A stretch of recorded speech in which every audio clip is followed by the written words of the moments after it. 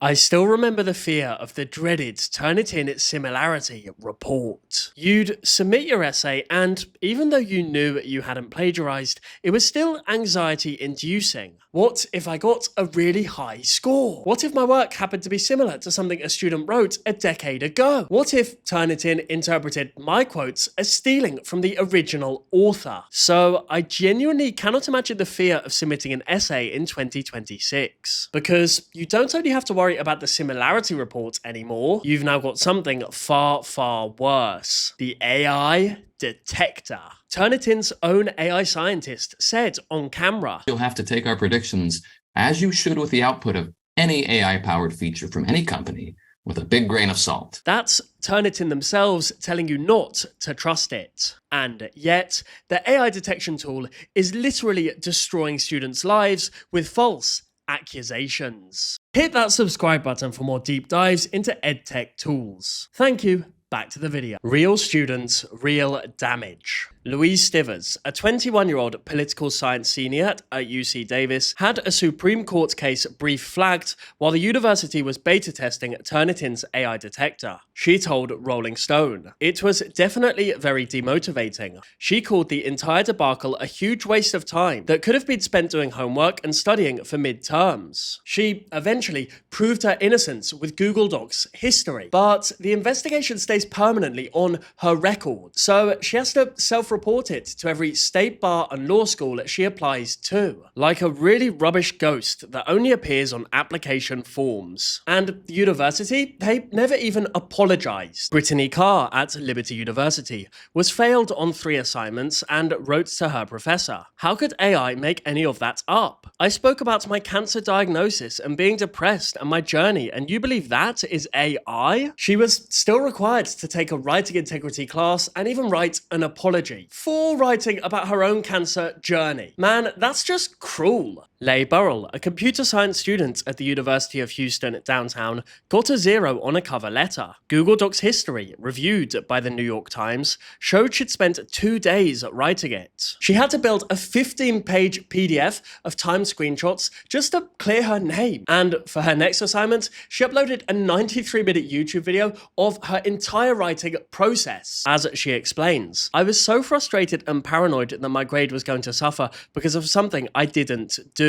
So, we've entered the film yourself doing homework era of education. And yes, it's as dystopian as it sounds. Marley Stevens at the University of North Georgia had a 2-page paper flagged despite only using Grammarly, the free extension for spelling, which was listed as a recommended resource on the university's own website. For this terrible crime, she got a 0, failed the course, lost her scholarship, got placed on academic probation, and even had to attend a $105 integrity seminar. She fought it for 4 months and said, "It was incredibly stressful. I broke out all the time. I had a headache all the time. I lost so much sleep." Her TikTok got over 5 million views because every student who watched it had the same thoughts. That's me, next. Madeline, a nursing student at Australian Catholic University, was accused during her final year while doing her placement and applying for graduate jobs. And the investigation lasted for 6 months. She told ABC News, "It was really difficult to then get into the field as a nurse. Do I go back and study?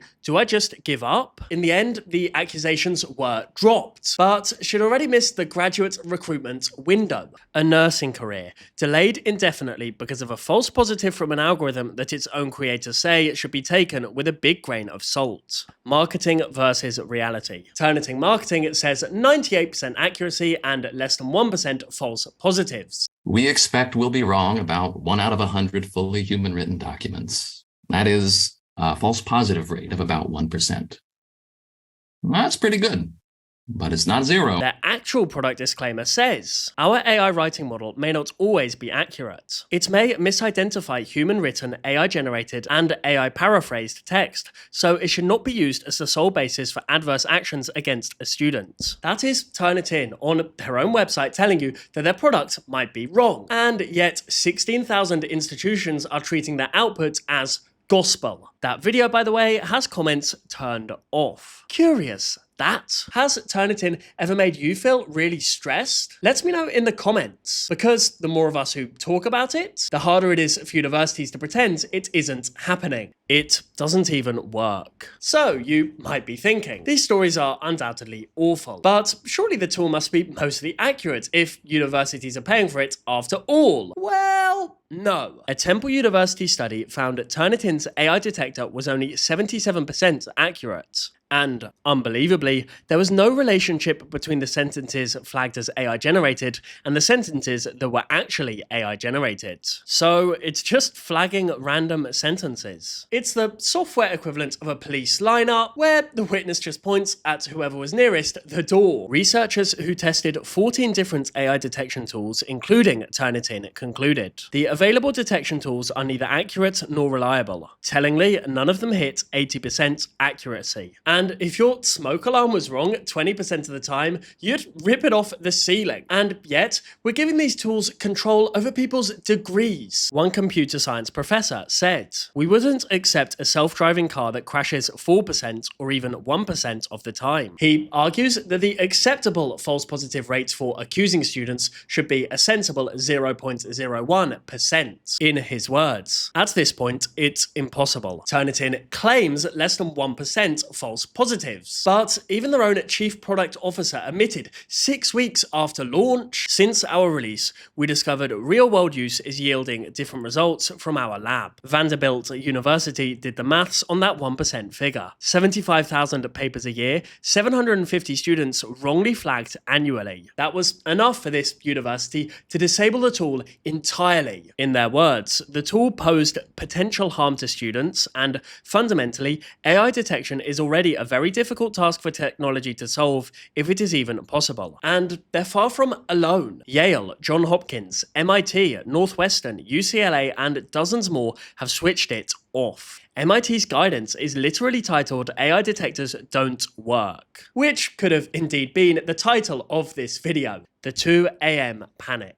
This is a tool designed to catch cheats. The problem is, it's catching everyone else too. Since Turnitin launched its AI detection tool in April 2023, something has broken in the relationship between students and their own writing. And I don't mean that metaphorically. I mean students are describing panic attacks, insomnia, crying fits. The people saying this are overwhelmingly students who never cheated. Students at Florida International University said, "As a digital communications major, I have a constant fear that Turnitin might detect AI in my papers and create a stain in my academic records I won't be able to get out. My heart beats out of my chest every time I submit an essay." That's a conditioned fear response to a piece of software. Professor Erin Ramirez summed up what's happening in one sentence. Students now are trying to prove that they're human. And if that doesn't depress you, I don't know what will. Smash that like button if you agree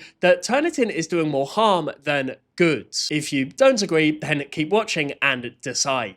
Students ruining their own writing. As someone who spent time teaching, trying to get kids excited about writing, this is the part that breaks my heart. When I was teaching abroad, I tried to teach students to study great authors, to really care about word choice. A pre-nursing student described turning "she did an exceptional job of fulfilling her role as a mediator" into "the mediator did a good job mediating." Her assessment? I felt like I was having to dumb myself down. I used to mark essays where kids did the opposite of that, where they leveled up a basic sentence into something with real precision, and I'd write "excellent word choice" in the margin. Now, excellent word choice gets you reported. Students have learned that each use of robust adds roughly 4% to their AI score. M dashes are risky. Oxford commas are suspicious. And I taught kids to use M dashes. I taught kids what an Oxford comma was and why it matters. And now they're control Fing through their essays to delete them. Because the vocabulary and punctuation I spent time encouraging them to use has now become evidence against them. And there's another student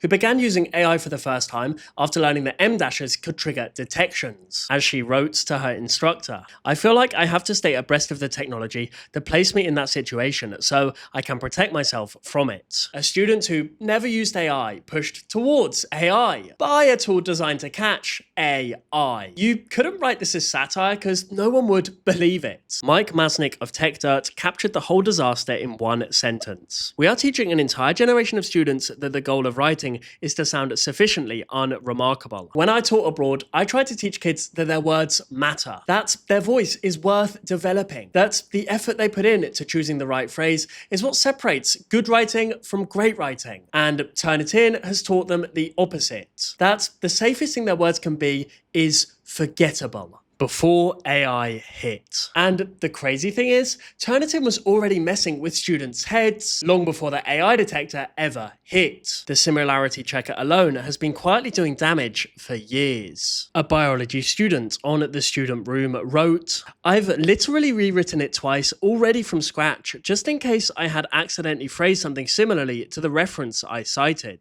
So she deliberately simplified her analysis, knowing it would hurt her grade. As she pointed out, there's only so many ways that you can word a particular enzyme pathway. Just bringing up the upload page on Blackboard brings me tears because I'm so anxious to submit it. Imagine a generation of students so traumatized by a website that just clicking submit brings up tears. And then imagine that company behind the website going, "You know what this needs? An AI layer." It's insane. A dissertation student who just received their Turnitin Similarity Report wrote, "I'm so worried that I can't sleep properly at night and feel like someone's strangling me in my dreams. I can't carry on life without a degree." Another student was accused of plagiarism through Turnitin, couldn't get any institutional support, and wrote, "I felt isolating and like self-deleting as this degree meant a lot and I worked really hard at it." Yes, they were in the final year of a 6-year course, and Turnitin's similarity score left them feeling like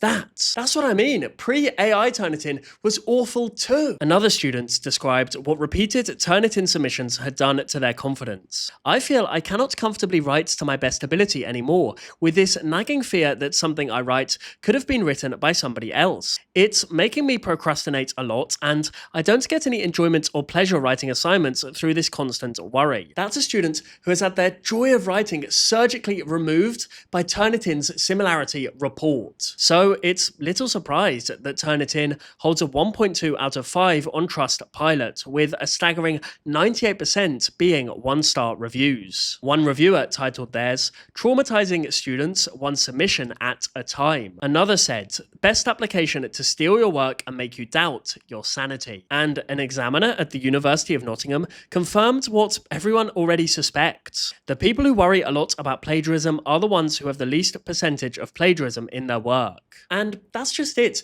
The cheaters don't care. They never cared. The ones Turnitin terrorizes are the students who are never going to cheat in the first place. But because the system is so broken, they may very well be accused. How you can fight back. So I know I've been relentlessly depressing so far this video, so why not let me be actually useful for a change? Please, I'm begging you, write your essay in Google Docs. I'm serious, this might be the single best thing you can do to protect yourself. Google Docs saves your entire edit history, every keystroke, every revision, all time-stamped. So if you're ever accused, that history becomes your evidence. It's what saved Louis Strivers at UC Davis after all. What's more, you should keep your notes. You should keep your drafts. Photograph your brainstorms. Don't clear your browser history after research.